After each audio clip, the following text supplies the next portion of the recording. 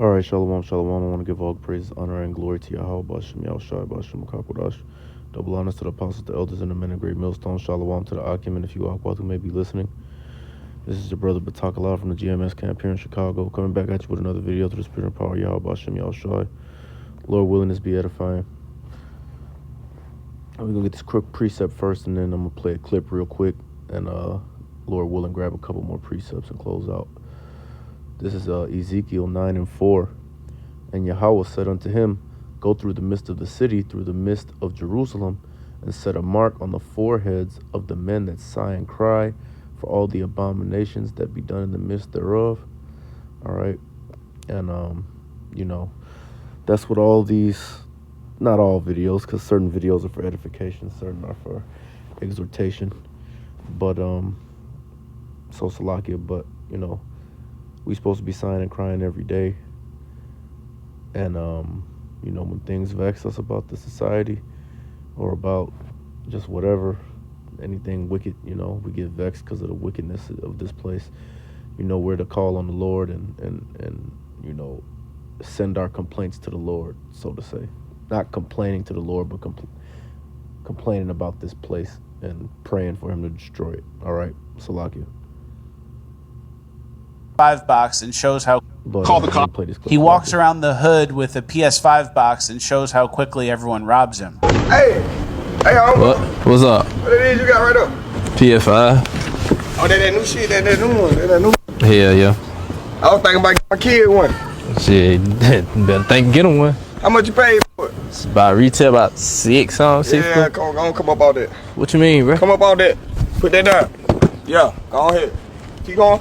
Turn around. Don't worry about that. They ain't throwing no more. Go ahead. So there's a surprising number of people who are willing to commit a crime and assault people when presented with a item worth $600. A surprisingly high number of people will commit a felony right outside their own house. So this guy brandished a firearm and stole a $600 PS5, which is an empty box. His front yard, he did it. So all he's thinking is PS5 right now. $600. PS5. He ain't thought that far ahead. So he walks around. All right, so you see this young Jake, this is stupid. Don't ever do anything like this. This is fucking dumb.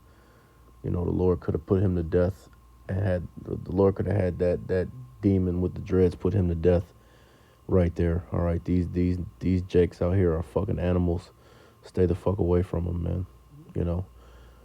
And definitely stay away from them with anything of value. Don't bring anything valuable around these niggers, because they're going to try to take it from you. And a vast majority of them will be willing to put you to death. They don't care about anything. They don't care about going to jail, Like those dudes that were commentating that appear to be Edomites. Who knows what they are. But like they said, this guy did that in front of his house, man. He didn't give a shit. He fucking upped the gun on this guy, took his PlayStation, which was an empty box, and, he didn't give a fuck. And these guys caught it on video, so if the other guy wanted to turn him into the police, he could. Or even if the police just see the video, they could go apprehend this guy, because what he did was just rob somebody at gunpoint with a gun that's probably not legal. Maybe it is, who knows. But usually when people are committing crimes like that, they're not doing it with guns that's legal. All right. But this is Deuteronomy chapter 28 and verse 54. So that the man that is tender among you and very delicate, his eyes shall be evil toward his brother, and toward the wife of his bosom, and toward the remnant of his children, which he shall leave. All right, so this is one of the curses that will be placed, that the Lord placed upon us, man, as a punishment for us being disobedient to his will. All right, and this is one of the more detrimental things that we have to deal with. All the things in the curses are heavy burdens and are meant to punish us. So obviously, they're detrimental to us, but Jake having an evil eye towards pretty much all other Jakes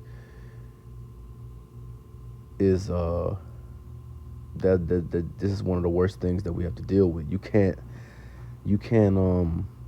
trust any of these jakes, man. That's why this brotherhood is so important, and that's why this brotherhood is so beautiful. Lord willing, all the sincere Akim and Nakwas that are in this truth, but speaking of the brotherhood in particular, all the sincere Akim from the apostles and the elders on down, Lord willing, man, that we endure and that the Lord doesn't take this away from us and spew us out, all right?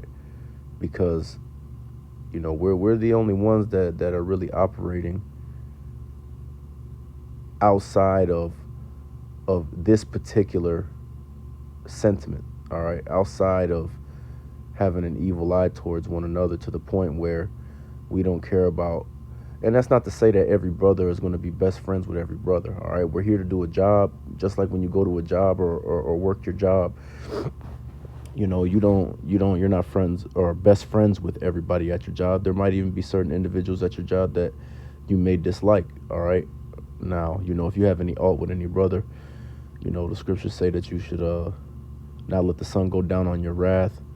You should solve or come to whatever agreement and understanding with that brother and, move forward, always looking to forgive your brother. And always, and I'm talking about brothers that's in the truth. I'm not talking about one of these monkeys walking on the sidewalk, all right, that don't give a fuck about the Lord. I'm talking about brothers that's in the truth, brothers that's in the camp with you, But we don't have this evil eye towards one another. We don't have this covetous eye towards one another. And if you do have those demons plaguing you, pray to the Lord to remove those demons from you, man, and to take those thoughts away from you. All right, and the Lord willing, the Lord will relieve you of that, and you'll be able to overcome that and move forward. All right.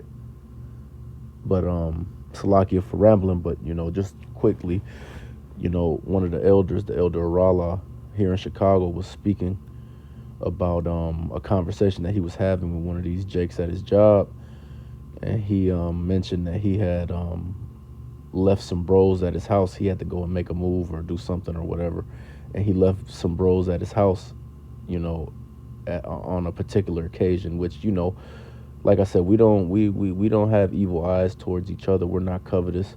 We understand that the Lord holds us to a standard and is very strict on the way that we deal with one another. All right. So we don't play with the Lord, because if you disrespecting one of the men of the Lord is a heavy offense, man. Offending one of the men of the Lord is a heavy offense. And the punishment for that is grievous death, man. If you're not careful. So we understand that. We understand that, and so we operate a certain way with one another. But he was telling this nigga in the world that he left some bros at his house, and the brother has a family, etc. And these people, the individual he was talking to was shocked that he would do that. All right. But the elder Arala says something profound, because, in general, see, he said he was shocked that he left him there, because the elder got women at the house. He got his children. And this dude he was talking to was a Jake that's wicked, that would have tried to defraud him, would have tried to commit adultery on him, would have tried to do any other manner of wicked things. So it's unfathomable for him to grasp that he left brothers that's in the camp at the house while he wasn't there. All right. But what this Jake doesn't understand is that, the Lord has put a different spirit on us to where we don't deal with each other like that. All right. Like I said, we understand, we have fear of the Lord, and we understand that the Lord is not, he doesn't trifle with you treating his men like that. He don't trifle with you doing the type of stuff that these Jakes do to each other. The Lord doesn't tolerate us doing that to one another once we come in this truth, man. And those that do those things, you're not going to escape the Lord, man. All right. So if you have done anything, or offended a brother in any way, you have to you got to say Salakia, pray to the Lord, say Salakia to the Lord, and squash the beef with that brother and move forward. All right? Because at the end of the day, we all we got. And that having an evil eye towards one another, that's some worldly shit. That's something that we leave to these niggers out here, man. We don't get involved with that. Okay? But I'm gonna jump down to 68 real quick because ultimately, as we know, these curses are gonna be on us, man. While as a whole, while we're here in Babylon, until the Lord comes back and delivers us from the situation and raises these curses off of us. All right, whether they be the financial curses, having to go to our enemy for the one of all things, putting our money in a pocket with holes in it, dealing with the fact that these women are, in particular these Jake women, but really women in general, tend to come against us. Certain brothers have wives and family situations that are working out for them, and that's a blessing from the Lord. But for the most part, Jake deals with disrespect and infidelity from all the women that they deal with, and that's a punishment for the way that we treated the Lord as the Lord's woman, being disobedient. Okay, but on and so forth. These things are not going to be removed until the Lord comes back and removes them. All right, but a part of the reason that Jake is so easy for Jake to do something like this dreadhead monkey did to this kid, and he went and robbed him and took the game from him. And if it was some money, he'd have took that. If it was anything that he would have wanted that kid walked by with, he was going to take it. All right, but the reason why is because Jake is trying to deliver themselves from these curses. Jake is trying to put themselves in a position where they can quote unquote rise above all of the problems that they have. But what they don't understand is that the problems that we're going through are problems that the Lord has put on us. So there's nothing that we're going to be able to do to escape those problems unless the Lord is the one who takes them away from us. All right, but I'm going to read this Salakia, this Deuteronomy 28 and 68. And Yahweh shall bring thee into Egypt again with ships by the way whereof I spake unto thee. Thou shalt see it no more again, and there ye shall be sold unto your enemies for bondmen and bondwomen, and no man shall buy you. All right, so while we're in the possession of Esau, he's the one that the Lord uses to carry these curses out for the most part. Now certain of these curses are, things that are involved as far as like are like Jake on Jake things. But if you go back far enough to the catalyst or what set Jake into this mind state, it was the Lord sending Esau to come jack us up that did that. All right, the Lord put the spirit on Esau to deal with us a certain way so that all of these curses would be in play. All right, Esau didn't come up with none of this. All of these moves that Esau makes to keep us down and to always be one step ahead of us, that's the Lord doing that. That's not Esau. Esau's stupid. All right, Esau is the same guy that poisons the water he got to drink to try to get you, or poison the air that he got to breathe to try to get you. Esau's an idiot. The Lord is the one who puts the spirit on these Edomites to deal with us the way that they deal with us in order for these curses to be in play, so that our punishment can be carried out, so that the elect can learn what they need to learn. As the Elder Yak always says, we're in God's school, so we have to learn what we need to learn. And in order for all of those things to take place, we have to go through the straight gate. We have to go through all these trials and tribulations. And we have to deal with this wicked-ass society that Esau has set in place. And we got to deal with these wicked-ass Jakes, man. All right? But the point is that the only thing that's going to get us out of here is Yahweh B'Shem Yahweh Shai. But see, Jake got that spirit of wanting to deliver theyself. And they're willing to do whatever to whoever. And, that's not going to work, man. It's not. And that's why It never works. Even these jakes that, end up quote unquote making it and getting a lot of money, they're still miserable. They still can't escape these curses. All right, just because you have money in your pocket, don't mean shit.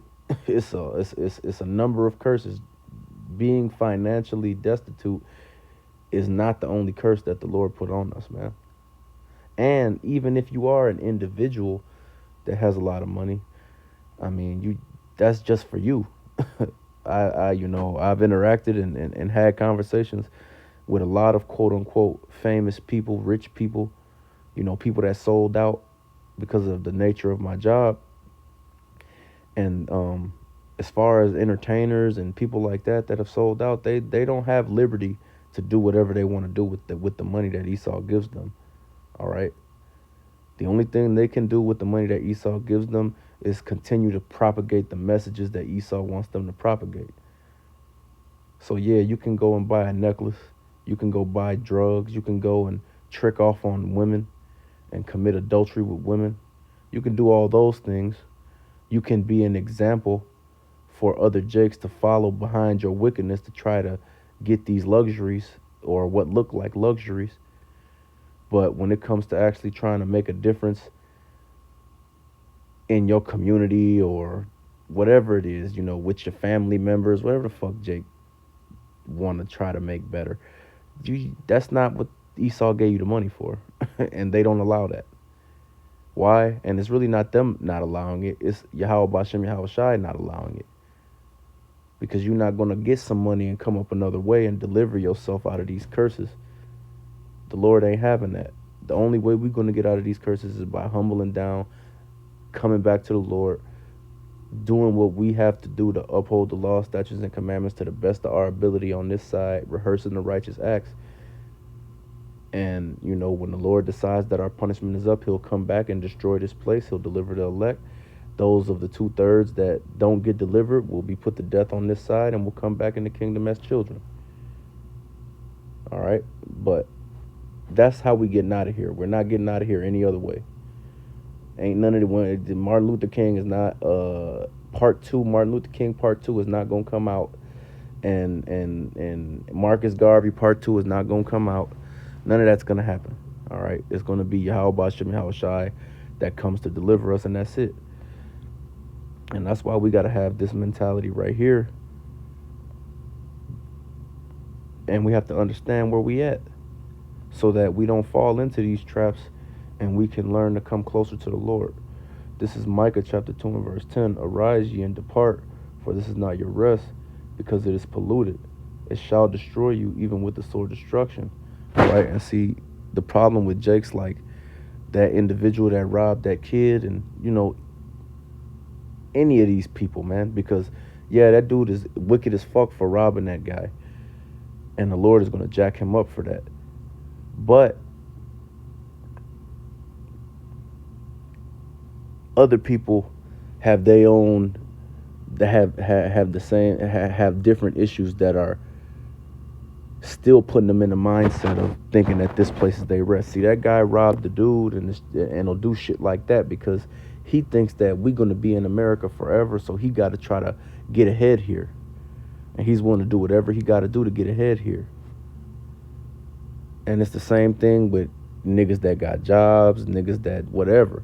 You don't necessarily got to be a criminal according to what Esau says to be going off against the Lord. See, anything that you put in front of the Lord is going off, and that's why you got to have a mentality of this not being our rest. Once you understand that America is not our rest, that the Lord is coming back to destroy this place and deliver us from here, you don't worry about trying to get ahead in America. And then once you're not worried about trying to get ahead in America, you're not putting your job in front of Yahweh Bashem Yahweh Shai. You're not putting your family in front of Yahweh Bashem Yahweh Shai. Or whatever else it is that you want to put in front of Yahweh Bashem Yahweh Shai. You don't put those things in front of the Lord because you know that this place is going to be gone. You know that the Lord is coming back to destroy this place and that you need to put the Lord first. All right? And that's what we all got to work to do, man. and we all striving and working every day, you know. But you just got to understand, man, that you know, we live in a dangerous world out here. You got to stay prayed up, you know.